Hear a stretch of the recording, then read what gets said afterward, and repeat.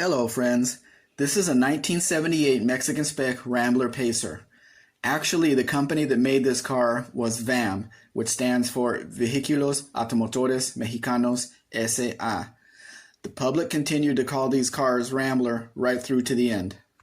Under the hood is a 4.6-liter inline six-cylinder. This engine was only used in Mexico. Being a Mexican car, it has V.A.M hubcaps, which are very hard to find.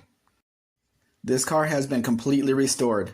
The red paint is gorgeous, as is the black vinyl interior, front, and rear. You would be hard-pressed to find a nicer Pacer. This car does not have factory air, as most Mexican cars didn't. For some reason, they put an AMC emblem on the hatch that was not there from the Mexican factory. To be honest, these cars are a love it or hate it situation. If you love these Pacers, this one should be in your driveway. Please like, share, subscribe. Actually, subscribe first, then do the rest. Have a great day.